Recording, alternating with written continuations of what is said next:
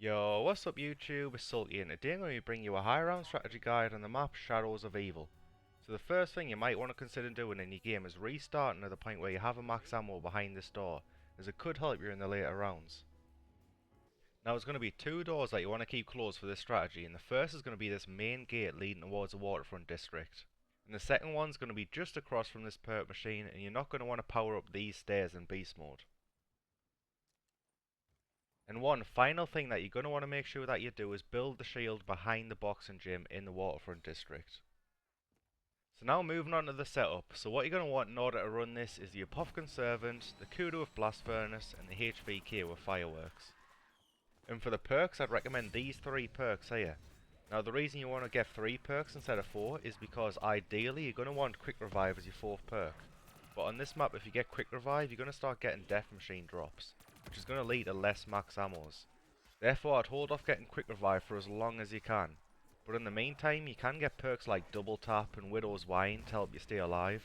And what you can actually do is down yourself in front of the Civil Protector. And although you don't have Quick Revive, the game actually won't end when you do this because the Civil Protector will be able to revive you, and then you can get a fresh perk loadout including Quick Revive afterwards.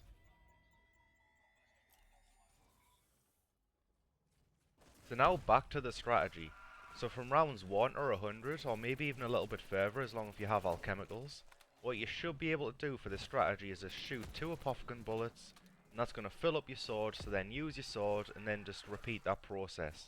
So 2 Apothicon shots, sword, 2 Apothicon shots, sword. And in the meantime, make sure that you keep shooting your fireworks whenever it's ready. And what I like to do with the blast furnace is, in the window in the bottom right corner, just in front of the CUDA, try and get your blast furnace shot over there, and that's going to help speed it up even more. So what you're going to want to do with your sword in order to maximise the amount of kills you're going to get, is whenever you deploy the sword, try and stay as far forward as you can. But at the same time, you don't want to go past where the chain trap is, because if you go past that point, you're going to create more spawns, which is going to slow it down. And speaking of the trap, I actually like to turn it on when I have the sword out. Although it's not going to kill any zombies because the trap only does a certain amount of damage and it falls off after about round 40, it's still going to keep killing the meatballs and the flies that spawn around there, so I like to turn it on.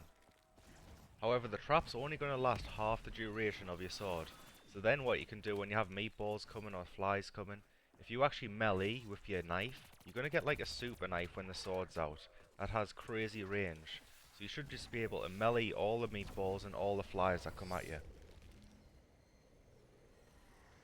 So when you're doing all of this, you shouldn't have any ammo problems up until at least round 100. But after round 100, you're going to have to be more efficient with your ammo. So one thing that you can start doing is, instead of shooting the Apothicon Servant to kill 2 hordes to fill up your sword, you're only going to shoot it once. And what I personally like to do is, I like to shoot the Apothicon Servant on the first horde after the sword, just because I feel like that's going to be the hardest horde. And then you're going to want to get a horde up afterwards, and then kill the second horde with Blast Furnace to fill your sword back up.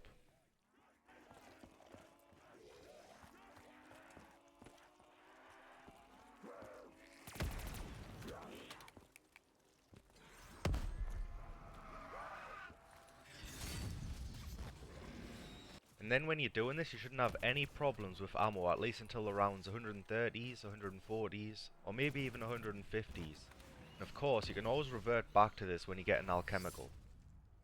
But if you don't have any alchemicals, you're going to want to try and do both the horde ups with Blast Furnace. Sometimes the second horde up's not going to quite fill your sword meter up, so you're going to have to kill a few more zombies with Blast Furnace. But you shouldn't have to do a third horde up, just shoot it as soon as it's ready again. And if you get to this point, this strategy is going to last you for the rest of the game.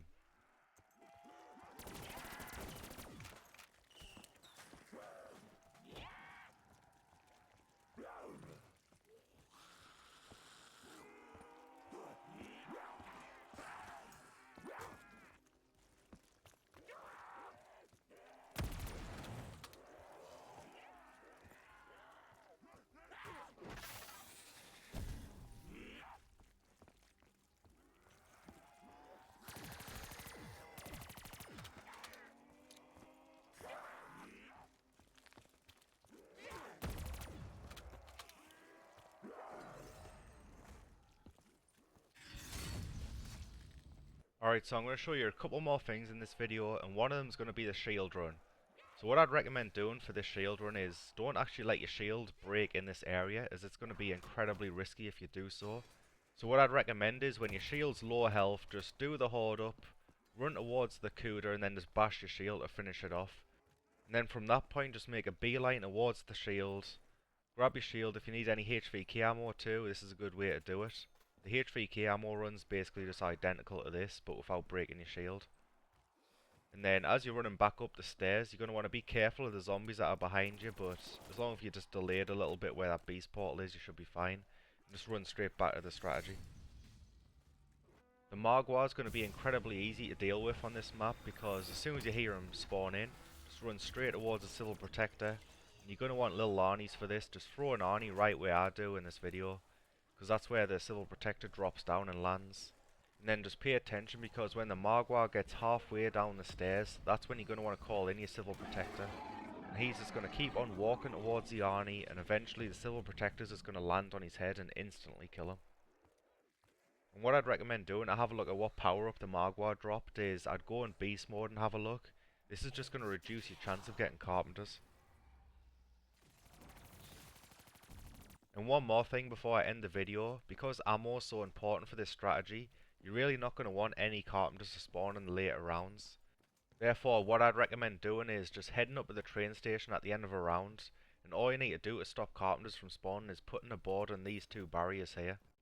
The only reason this would happen is because you made a shield run during the round, so if you didn't make a shield run, you're not going to need to do this. And that's going to do it for the video, so if this video helped you out, be sure to leave a like. If you're new, subscribe, and I'll catch you in the next one.